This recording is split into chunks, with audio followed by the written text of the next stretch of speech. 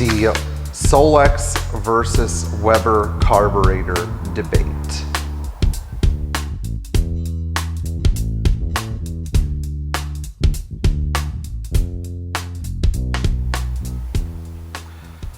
So if you love Classic Mercedes, welcome back to our channel, because this is the place where Classic Mercedes are celebrated and discussed openly with passion and enthusiasm. Thank you for coming back. On a number of 190SLs available on the market, you're going to see that there are some really great cars out there that have Solex carburetors and some almost great cars out there that have Webers. Yes, I know where we're going with this. We're going to knock Weber carburetors, right? Yep, that's where we're going. Solex carburation on the 190SL has been a hotly debated topic, and I understand that a lot of people watching this may not necessarily own a 190SL, but for the handful of you who own one or who have aspired to own one, this is a very important discussion, because it revolves around not only the originality of the car, but how the car is supposed to run. And so I'm not going to, be real mean, but if you are installing a set of Webers in a 190SL, it's because you're either not willing to pay for a decent set of rebuildable Solexes, or because you don't know how to make a nice set of Solexes work. But instead of being mean and nasty and just criticizing people, I'm going to tell you how to make a set of Solexes work so that you don't end up going down the Weber train. First off, the inherent problem with most carburetors is that the throttle shafts are out, the accelerator pump gaskets go bad, and they get massive vacuum leaks. On Solex carbureted 190SLs, this occurs because there's a strut that goes underneath the airlog that is mounted from the outer airlog on the carburetor to the side of the engine block. It's mounted with some rubber bushings. Either the bushings go bad or people remove the support strut and never bother putting it back on. So if you've got a 190SL and this little strut is missing, go ahead and install it so it doesn't just bloop, cause the carburation system to come loose and start sucking air in. Second of all, when it comes to rebuilding a set of PH44 Solex carburetors, if you don't know what you're doing, then ask someone who does. I send these to my friend Omar Rodriguez at Just Carburetors a lot.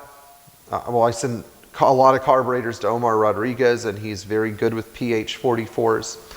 And I have to say that when you rebuild them right, and it costs $1,600. Okay, if you've got a 190SL, I hope you can afford a $1,600 carburetor rebuild.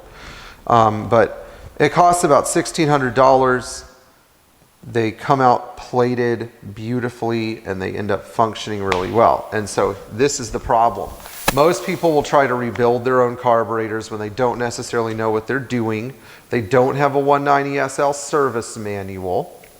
And then they put the things on and they wonder why they don't work right. In addition, most of them are not using the EPC diagram, the Mercedes Electronic Parts Catalog diagram, to note all the rubber bushings and all of the hardware you have to have.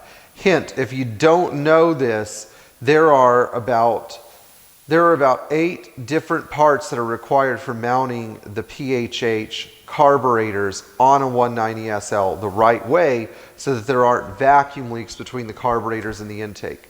You have to mount those carburetors the right way with the correct washers, rubber shims, rubber spacers, metal spacers, lock washers, and flat washers, or else you will get a leak.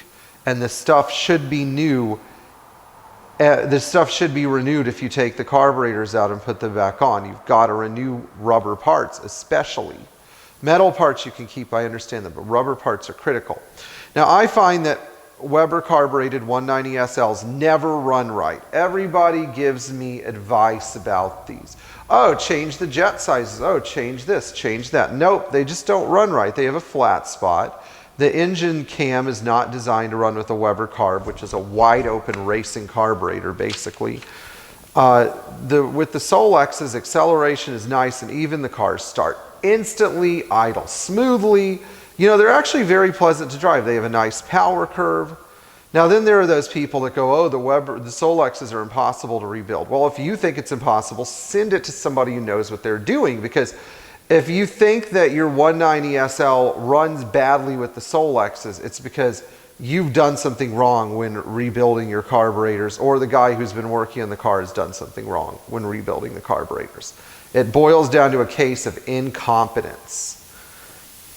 Meanwhile, if you think your 190SL runs well with Webers on it, you've obviously never driven one with a good set of Solexes either, because a set of Webers is just, it's sort of like a makeshift, you know, it's sort of a makeshift fix, like putting a Chevy engine in a Mercedes if you lived in Cuba for the past 40 or 50 years. Anyway, for more questions about setting up your carburation the right way, or what to do if you have a set of Solexes and they're not working right on your 190SL, go ahead and contact me. You can reach me at mbownersforlife@bellsouth.net.